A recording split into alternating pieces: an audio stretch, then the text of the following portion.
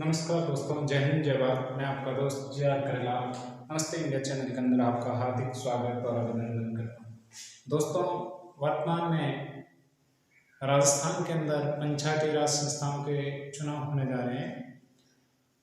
उसके अंतर्गत राजस्थान में 3848, याद रखना, 3848 ग्राम पंचायतों के चुनाव होने, ग्राम पंचायतों के सरपंच और वार्ड पंच के चुनाव होने जा रहे हैं। दोस्तों, मैंने स्थानीय स्वशासन पढ़ा था, उस समय मैंने एक बात बताई थी कि जो राजस्थान के अंदर पंचायती राज संस्थाओं और नगर पालिका संस्थाओं के जो चुनाव करवाता है वो राज्य चुनाव आयोग करवाता है। और राज्य चुनाव आयोग एकल सदस्य होता है। उसका जो चुनाव आयुक्त है वर्तमान में, ये याद रखना, राजस्थान निर्वाचन आयोग के अध्यक्ष कौन है? तो पीएस मेहरा। राजस्थान निर्वाचन आयोग के अध्यक्ष कौन है? पीएस मेहरा। दोस्तों, आप में से कई लोगों को ये पता है और कईयों को ये जानकारी भी नहीं है कि सरपंच और वार्ड पंच के लिए जब हम नामांकन करते हैं, कोई व्यक्ति यदि उस पद पर खड़ा होना चाहता है, खड़ा होने के लिए उसको नामांकन की जरूरत पड़ेगी। नामांकन करते समय उस व्यक्ति को किन किन कागजात की आवश्यकता होगी, ये जानना हमारे लिए बहुत जरूरी है। दोस्तों, आपको पता है कि राजस्थान के अंदर जो पंचायती राज संस्थाओं से संबंधित एक एक्ट बना था, राजस्थान पंचायती राज अधिनियम 1994। उस राजस्थान पंचायती राज अधिनियम 1994 के अंदर सरपंच और वार्ड पंच के लिए किन किन दस्तावेजों की आवश्यकता होगी उसके बारे में पूरा वर्णन किया गया। राजस्थान पंचायती राज जो अधिनियम 1994 है, उसके अंदर 19 के अंदर संशोधन किया गया और संशोधन करके उसमें कुछ नई योग्यताएं और नए नियम जोड़े गए थे। उससे काफी कुछ अंतर आया है। दोस्तों, अब मैं आपका ज्यादा समय न लेते हुए टॉपिक पर आता हूं। दोस्तों, जो सरपंच और वार्ड पंच है, जब सरपंच के लिए आप आवेदन करना चाह रहे हैं तो इससे पहले कुछ योग्यताएं हैं, उससे संबंधित पढ़ याद रखते हैं। योग्यताएं हैं, राजस्थान के अंदर जो पंचायती राज संस्थाओं के लिए चुनाव की जो न्यूनतम आयु है वो 21 वर्ष है। सरपंच और वार्ड पंच चयनित होने के लिए आपकी न्यूनतम आयु 21 वर्ष होनी चाहिए। आप दिवालिया नहीं होना चाहिए, आप पागल नहीं होना चाहिए, आप न्यायालय द्वारा दंडित नहीं होना चाहिए, आप डिफॉल्टर नहीं होना चाहिए। ये योग्यताएं आपकी होना आवश्यक है। अब आपके दस्तावेज क्या चाहिए? तो सबसे पहला जो आपका जो दस्तावेज चाहिए वो प्रारूप 4 के अंदर लिखा गया है कि प्रारूप 4 के अंदर बिंदु संख्या प्रारूप 4 के बिंदु 1 से 3 तक जो आवश्यक दस्तावेज चाहिए उसके बारे में। जो पहला बिंदु है, इसमें 1 नंबर बिंदु है वो कोर्ट के अंदर विचाराधीन मामले।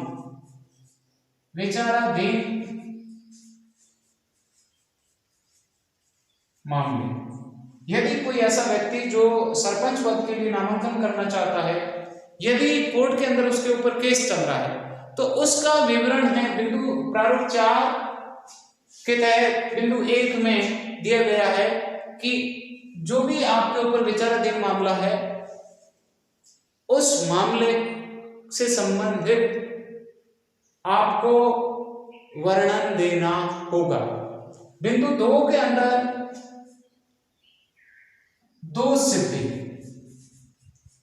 यदि आपको किसी न्यायालय ने किसी मामले में दंडित किया है तो उस दंड का भी विवरण देना जरूरी है। अगर आपको किसी मामले में दंड दे दिया है तो उससे संबंधित। नंबर 3 है संतान संबंधी। इन तीनों से संबंधित एक तो आपके ऊपर कितने केस वर्तमान समय में विचाराधीन हैं, आपके ऊपर कितने ऐसे मामले हैं जिसके अंदर कोर्ट ने आपको सजा दे दी है, निर्णय दे दिया है, चाहे सजा हुई है चाहे नहीं हुई है, उसका विवरण। तीसरा आपकी संतान संबंधी। ये तीनों प्रारूप 4 के 3 बिंदु हैं। इसके तहत आपको 50 रुपए के गैर न्यायिक स्टाम्प पेपर यानी नॉन जुडिशियल स्टाम्प पेपर है, उस पर आपको इन तीनों बातों का विवरण लिख करके, पूरा विवरण स्टाम्प पेपर पर लिखित रूप में देना होगा।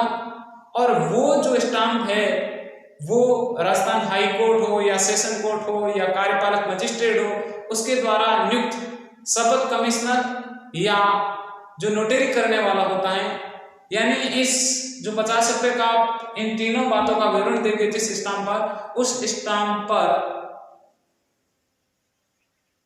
स्टाम्प पर नोटरी होना आवश्यक। ध्यान रखना इन 3 चीजों का प्रारूप 4 और बिंदु 1, 2, 3 के अंदर इसका विवरण देना जरूरी है। ठीक है, ये तो ये हुई बात। और जो 4 है बिंदु 4 के अंदर है वो संपत्ति संबंधी है। इसको आप ये योग्यता का संबंधित नहीं है, कई बार ये आपकी जानकारी, ये योग्यता, ये तीनों आपकी योग्यता और अयोग्यता निर्धारित करते हैं, किंतु ये जो संपत्ति संबंधी है इसका विवरण केवल इसीलिए दिया जाता है कि इससे आपको मतदाताओं को आपकी कितनी संपत्ति है उसके संबंध में जानकारी मिल सके। ठीक है, ये तो एक स्टाम्प हुआ। ठीक है, इन तीनों का विवरण देना होगा 50 रुपए के नॉन जुडिशियल स्टाम्प पर, जो आपकी योग्यता और अयोग्यता तय करेगा। और 4 नंबर बिंदु में आपकी संतान संबंधी विवरण देना होगा, जो 4 नंबर संपत्ति संबंधी विवरण देना होगा, जो आपकी मतदाताओं की जानकारी के लिए होता है। ठीक है, तीनों, एक तो आपके ऊपर कितने मामले चल रहे हैं, एक कितने मामलों में निर्णय हो चुका है, हुआ तो क्या हुआ है, चौथा आपकी कितनी संतान है उनका पूरा ब्यौरा, और चौथा है आपका संपत्ति संबंधी, आपके पास कितनी चल अचल प्रॉपर्टी है उसके संबंध में। ठीक है, ये तो एक नॉन जुडिशियल पेपर पर देना है। ठीक है, एक है, दूसरा है प्रारूप 4 घ। प्रारूप 4 घ के तहत कार्यशील शौचालय, मतलब कई सरपंच के लिए जो नामांकन करने वाले लोग हैं, घर में शौचालय नहीं था, अभी वर्तमान में शौचालय बना। अगर आपका शौचालय का यदि किसी ने शौचालय संबंधित शिकायत कर दी और आपने अभी शौचालय बनाया है तो आपके विरुद्ध कार्रवाई हो सकती है, आपका नामांकन खारिज हो सकता है। इसीलिए ऐसा शौचालय आपके घर में पूर्व में शौचालय होना चाहिए और उस शौचालय का आप प्रयोग करते हुए रहना चाहिए। कार्यशील मतलब क्रियाशील होना चाहिए, आप रेगुलरली उसका यूज कर रहे हैं। साथ ही आप स्टाम्प 50 रुपए के नॉन जुडिशियल स्टाम्प पेपर ये लिखित रूप में दोगे कि मेरे घर पर शौचालय है, साथ ही ये भी लिखित रूप में दोगे कि मैं खुले में शौच नहीं जाता हूं। इससे संबंधित होगा जो प्रारूप तय है राजस्थान पंचायती राज अधिनियम 1994 की धारा 19 के अनुसार संशोधन किया गया। धारा 19 राजस्थान पंचायती राज संशोधन अधिनियम 1994 को संशोधित करके धारा 19 जोड़ी गई। 19 में लिखा हुआ है कि जो सरपंच पद के लिए उम्मीदवार खड़ा हो रहा है उसके घर में कार्यशील शौचालय होना चाहिए, कार्यशील शौचालय होना चाहिए, वो खुले में शौच नहीं जा रहा है। इस संबंध में कार्यशील शौचालय और खुले में शौच नहीं जा रहे, इसको भी आप 50 इसका प्रारूप दिया होता है, उस प्रारूप के अनुसार क्या क्या लिखना है, ये प्रारूप तय होता है। उस प्रारूप के अनुसार लिखवा 50 रुपए के नॉन जुडिशियल स्टाम्प पेपर पर लिखवाएंगे। उस पर चाहे तो आप नोटरी करवा सकते हैं, चाहे तो नहीं। ये जरूरी नहीं है कि नोटरी होनी चाहिए। जो कार्यशील शौचालय संबंधित जो स्टाम्प होगा उस पर आपकी नोटरी आवश्यक नहीं है। ठीक है, फिर आता है आपका नो ड्यू संबंधी। नो ड्यू संबंधी नो ड्यूज संबंधी स्टाम्प नो ड्यूज कैसे? यदि आप सरपंच पद के लिए नामांकित होना चाह रहे हैं, नामांकन करना चाह रहे हैं, तो सबसे पहले आवश्यक है कि आपका पंचायती राज की किसी भी संस्था का आप पर बकाया या कोई भी फीस बकाया नहीं होनी चाहिए। आप पर किसी प्रकार की फीस बकाया नहीं होनी चाहिए। यदि मान लो आपका नाम पहले निर्देशित हुआ है, 2 माह पूर्व आपका नाम निर्देशित हुआ है और आपने भर दिए, छोटे शब्दों में ये कहूं कि यदि आपका ग्राम पंचायत या पंचायत संबंधी पंचायत राज की किसी भी संस्था, जिला परिषद हो, पंचायती राज संस्था की पंचायत समिति हो या ग्राम पंचायत, इन तीनों संस्थाओं में से आपके किसी भी संस्था का आप पर बकाया है और राजस्थान सरकार ने चुनाव जारी होने से पूर्व आपका नाम डिफॉल्टर सूची में आ गया तो आप अयोग्य हैं, तो क्या आप नामांकन नहीं करें? ये बहुत महत्वपूर्ण है। राजस्थान निर्वाचन आयोग ने चुनाव की सूचना जारी कर दी, ठीक है, उससे पूर्व या उसके बाद सूचना जारी हो गई। उसके बाद राजस्थान सरकार ने डिफॉल्टर की सूची जारी की और डिफॉल्टर सूची में से किसी में आपका नाम आ गया तो पहली दृष्टि में आप अयोग्य माने जाओगे। किंतु क्या प्रश्न उठा, क्या डिफॉल्टर सूची में नाम आने के बाद कोई व्यक्ति पंचायती राज संस्थाओं के चुनाव नहीं लड़ सकता? बिल्कुल नहीं।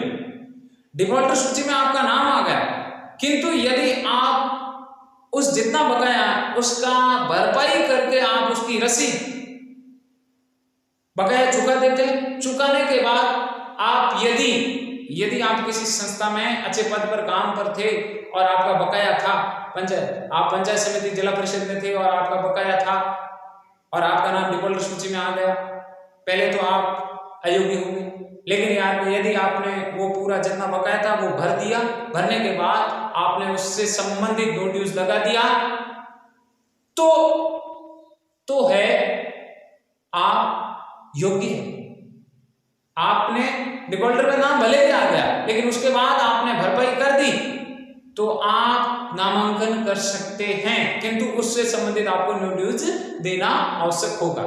कई बार ये प्रश्न उठा जाता है कि जैसे ऐसे कई अभ्यर्थी हैं जिसका पंचायती राज संस्थाओं में किसी प्रकार का बकाया नहीं है, उसका कोई लेन देन नहीं, तो क्या वो अभ्यर्थी नो ड्यूज देंगे? कोई आवश्यक नहीं है नो ड्यूज देने के लिए।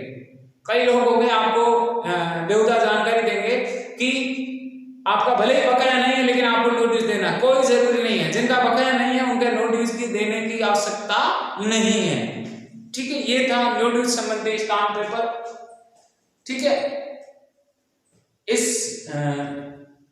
इसका प्रमाण पत्र जिनके ऊपर बकाया है उनका प्रमाण पत्र देना आवश्यक है। फिर आती है जमानत राशि। जमानत राशि कितनी होगी? राजस्थान पंचायती राज अधिनियम की धारा 56(3) के तहत, राजस्थान पंचायती राज अधिनियम की धारा 56(3) में जमानत राशि से संबंधित विवरण दिया गया है और उसके अनुसार जो सरपंच पद के लिए नामांकित व्यक्ति हो रहा है उसके लिए जो जमानत राशि है सामान्य वर्ग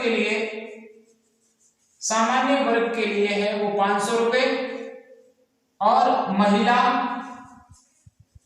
SC, ST, OBC इनके लिए 250 रुपए। ध्यान दें, जो जमानत राशि है वो पंचायती राज अधिनियम 1994 की धारा 56(3) के अंतर्गत इसका विवरण दिया गया है जमानत राशि का। उसके अनुसार जो सामान्य वर्ग का व्यक्ति सरपंच पद के लिए नामांकन करना चाह रहा है उसके लिए 500 रुपए है जमानत राशि, और जो महिला अभ्यर्थी है, SC, ST है, OBC इनके लिए 250 रुपए है। ये जमानत राशि का वर्णन है। आप ये 500 रुपए और 250 रुपए भर दिया जमानत राशि, इसकी रसीद लगाना उन दस्तावेजों के साथ में अति आवश्यक है, ठीक है। एक ये चीज। फिर आता है सांख्यिकी संबंधी।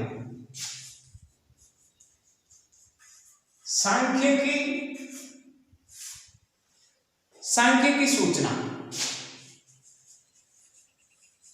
यह आपकी जानकारी, अब खुद की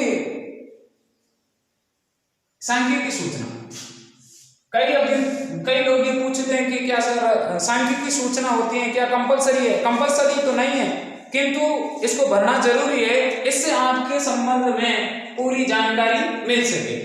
सांख्यिकी सूचना आपके संबंध में जानकारी, आपके बारे में जानकारी, आपके परिवार के संबंधित जानकारी सांख्यिकी सूचना के अंतर्गत दी जाती है। जैसे सांख्यिकी सूचना में आपका नाम, आपके पिता का नाम, आपकी डेट ऑफ बर्थ, आपकी जाति, आपका वर्ग, आपका मोबाइल नंबर, आपकी योग्यता, आप किस राजनीतिक दल, इनकी बारे में आपको पूरी सांख्यिकी सूचना स्टाम्प पर लिख करके देनी होगी, जिस पर नोटरी करवाना आवश्यक नहीं होता है। आई समझ में? फिर है इसके अलावा सरपंच पद के लिए, अब मैंने जैसे आपने पूछा था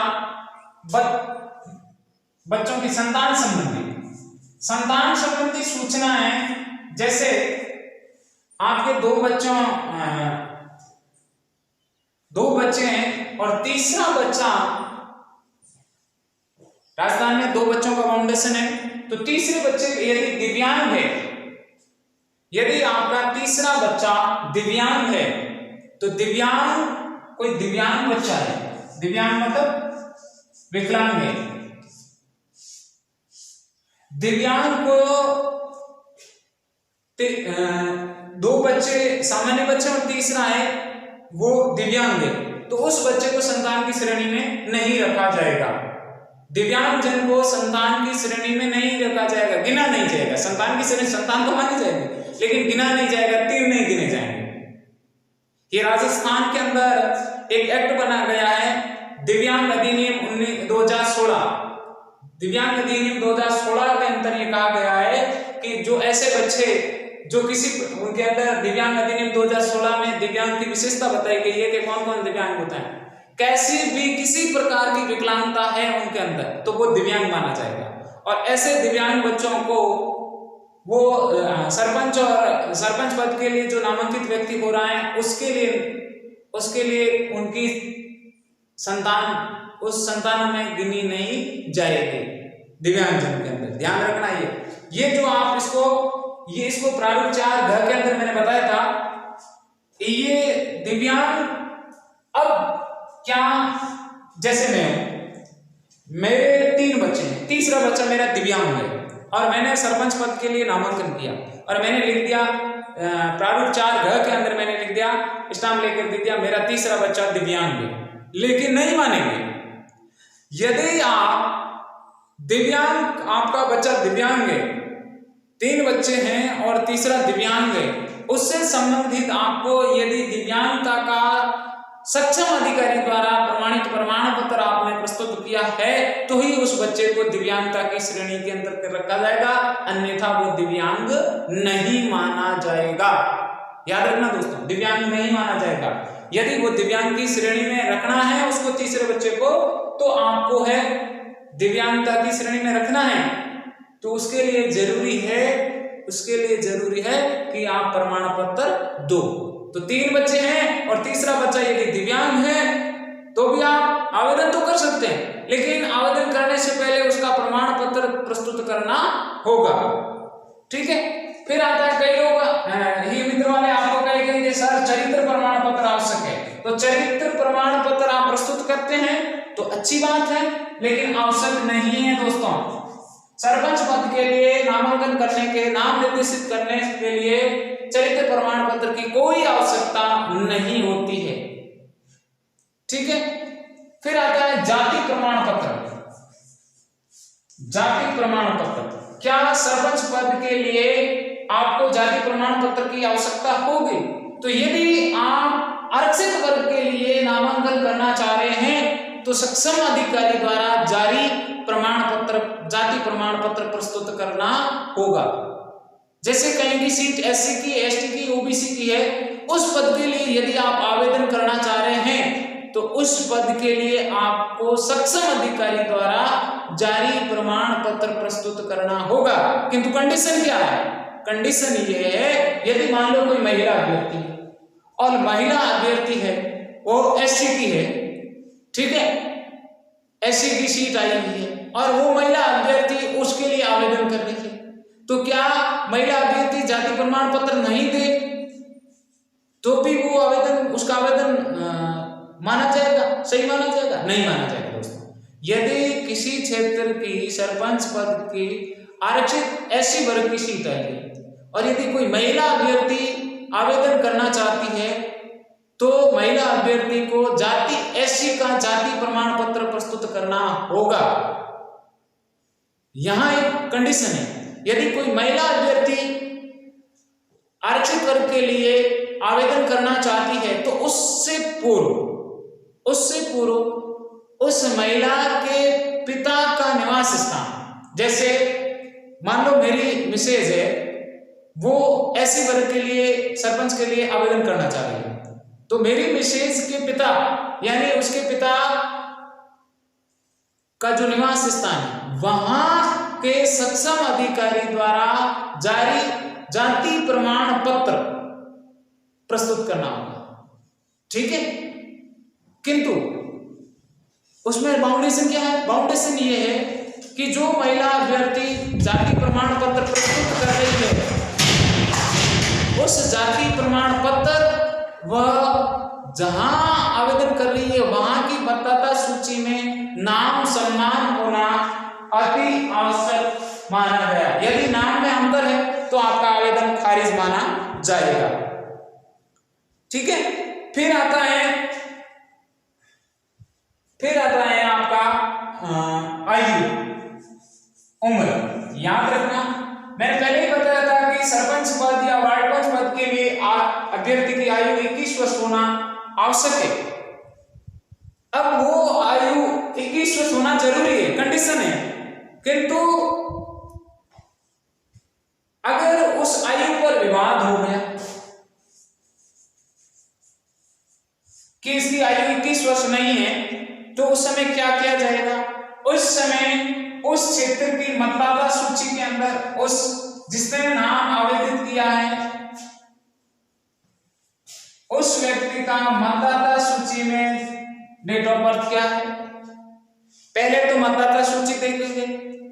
यदि किसी ने मतदाता सूची को ही भी विवादित बता दिया, कह दिया कि इन्होंने मतदाता सूची के अंदर घोटाला किया है, नाम इतनी नहीं है, इन्होंने जानबूझकर गलत सूचना दी है मतदाता सूची में, तो उस व्यक्ति का शैक्षिक प्रमाण पत्र, विवाद की स्थिति में शैक्षिक प्रमाण पत्र आयु का प्रमाण माना जाएगा या जन्म प्रमाण पत्र आयु का प्रमाण पत्र माना जाएगा। फिर आता है नाम, ये बहुत जरूरी है दोस्तों। जहां से आप आवेदन करना चाह रहे हैं उस क्षेत्र की मतदाता सूची में आपका नाम होगा, तभी आप उस क्षेत्र के लिए नाम निर्देशित कर सकते हो, फॉर्म भर सकते हो, अन्यथा नहीं भर सकते। क्या कहा मैंने? कि जहां से आप जैसे किसी भी ग्राम पंचायत से आप सरपंच पद के लिए नामांकन करना चाह रहे हैं तो उस ग्राम की मतदाता सूची में आपका नाम होना अति आवश्यक है। फिर है एक और आया कि जैसे कई ऐसे अभ्यर्थी हैं जैसे वो पंचायती राज की संस्थाओं में कार्यरत है, जैसे कोई सदस्य है पंचायत समिति सदस्यों का चुनाव, पिछली बार पंचायत समिति सदस्य था, अब वो सरपंच पद के लिए आवेदन करना चाह रहा है, तो क्या वो सरपंच पद के लिए आवेदन कर सकता है? हाँ, कर सकता है। किंतु यदि कोई अभ्यर्थी सरपंच पद के लिए आवेदन करना चाह रहा है और पहले वो जिला परिषद या पंचायत समिति सदस्य रहा, यदि इससे संबंधित अपना जो नाम निर्देशित दस्तावेज प्रस्तुत करेगा उसके साथ में पंचायत समिति द्वारा जारी एनओसी प्रस्तुत नहीं करेगा तो उसका नामांकन है नहीं एक्सेप्ट होगा। तो ध्यान रखें, आप उस समय इतना कम समय रहेगा आपके पास, तो कोई भी यदि भाई पंचायत समिति का सदस्य है, अब वो सरपंच पद के लिए आवेदन करना चाह रहा है, तो प्लीज ध्यान रखें, पहले आप पंचायत समिति जाएं और वहां से आप एनओसी लें और उस एनओसी को आप जो नामांकन पत्र प्रस्तुत कर रहे हैं उसके साथ में संलग्न करना जरूरी है। ठीक है। अब देखो, मैंने आपको पहले ही बता दिया, अब फिर बता रहा। ठीक है, ये तो ठीक। आप क्या क्या प्रस्तुत करेंगे? एक स्टाम्प जिसमें आप पर कितने केस विचाराधीन है, किस पर कितने केस चल रहे हैं, उसका विवरण स्टाम्प पर निश्चित प्रारूप में प्रस्तुत करना। दूसरा है आप पर कितने ऐसे मामले हैं जिसके अंदर निर्णय हो गया, उस निर्णय से संबंधित आपको निश्चित प्रारूप में स्टाम्प पर देना। तीसरा, आपकी संतान कितनी है इसका विवरण है, आपको निश्चित 50 रुपए के नॉन जुडिशियल स्टाम्प पेपर पर लिखित रूप में देना होगा। चौथा, आपकी संपत्ति संबंधी, ये पहला हो गया विचाराधीन मामले, दूसरा हो गया दोष सिद्धि,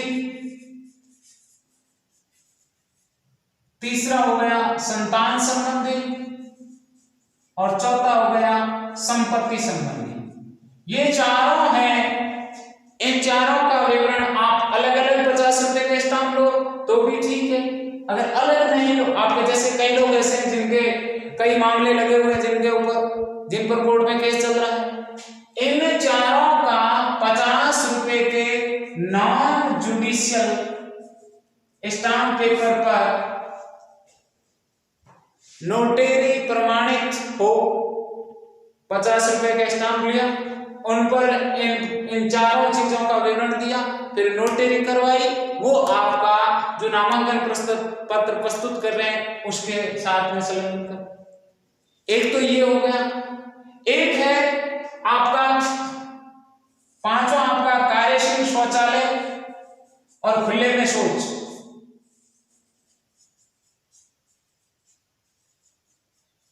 ये एक स्टाम्प लेना है, उस पर आप ये विवरण देंगे, निश्चित प्रारूप बना होता है, उस प्रारूप के अनुसार 50 रुपए का नॉन जुडिशियल स्टाम्प पेपर पर नोटेरी प्रमाणित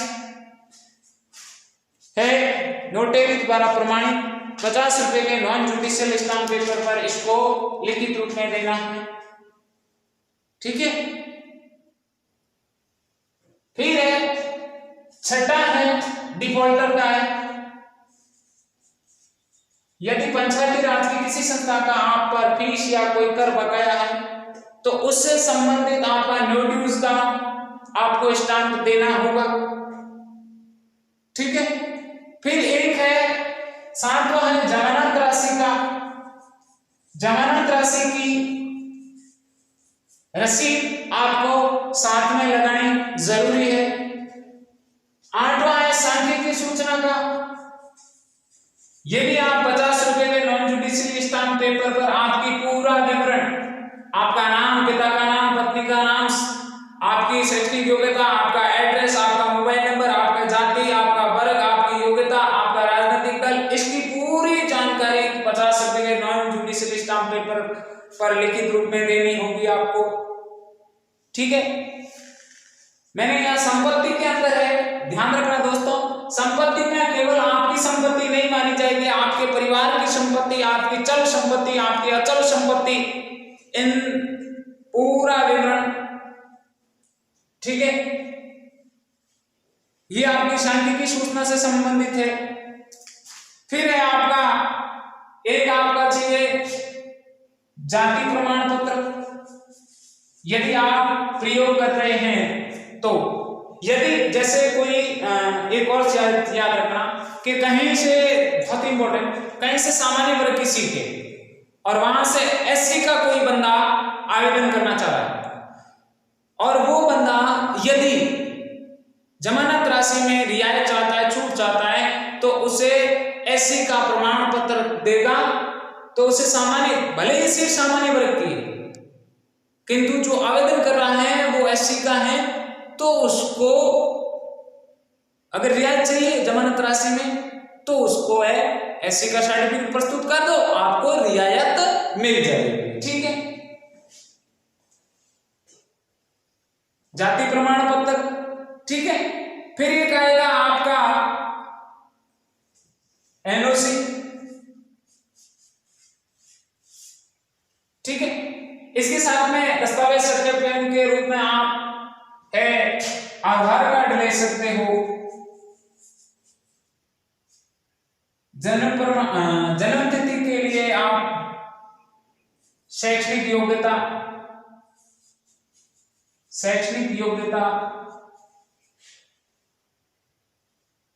जन्म प्रमाण पत्र, शैक्षणिक योग्यता, जन्म प्रमाण पत्र, ऐसे प्रकार के 17 प्रकार के दस्तावेज आपके चाहिए। ये जो कंपलसरी है वो दस्तक है। शैक्षणिक योग्यता आपकी इसके अंदर आ जाएगा, संपत्ति संबंधी आप विवरण दे दोगे, उससे संबंधित रसीद तो आप दोगे। जो मैंने दस्तक लिखे हैं यही दस्तावेज और ये आपके स्टाम्प है, 8 तक आपके स्टाम्प है। ये आप 8 तक जो स्टाम्प दे रहे हैं, इन स्टाम्प को 50 रुपए के नॉन जुडिशियल स्टाम्प पेपर पर आप निश्चित प्रारूप में लिखवाएं, प्रमाणित करवाएं, नोटरी करवाएं, और फिर आप जब आप अपना नामांकन पत्र प्रस्तुत कर रहे हैं उस समय आप प्रस्तुत करें, तो ही आपका जो नामांकन पत्र होगा वो खारिज नहीं होगा। आपको कोई कहे कि आपको पैन कार्ड चाहिए, नहीं चाहिए, नहीं चाहिए। आप यदि सामान्य वर्ग के हैं तो आपको जाति प्रमाण पत्र की आवश्यकता नहीं। यदि कोई, जैसे मैं, कोई एससी वर्ग का है और जमानत राशि में छूट नहीं करना चाह रहा है, और वो उसके लिए कोई एससी के सर्टिफिकेट की जरूरत नहीं होगी। ठीक है, विवाह पंजीयन की कोई जरूरत नहीं होगी, आपके कोई अन्य दस्तावेजों की आवश्यकता, जैसे कि आपको बताएंगे संविधान की शपथ की है, धूम्रपान की है, ऐसे किसी स्टाम्प की आवश्यकता नहीं होगी दोस्तों। केवल और केवल 1 से लगाकर 10 तक जो आपके मैंने बताए हैं, इन्हीं दस्तावेजों की आपको सरपंच पद के लिए, वार्ड पंच पद के लिए आवेदन कर रहे हैं तो ही आवश्यकता होगी। आशा करता हूं आज का वीडियो आपके लिए काफी जानकारी लेकर आया होगा, और आप जो सरपंच पद के लिए आवेदन करना चाह रहे हैं उसमें काफी कारगर साबित होगा। जो सरपंच पद के लिए नामांकित होना चाह रहे हैं उसको पहले से बधाई। सबको जय हिंद, जय भारत।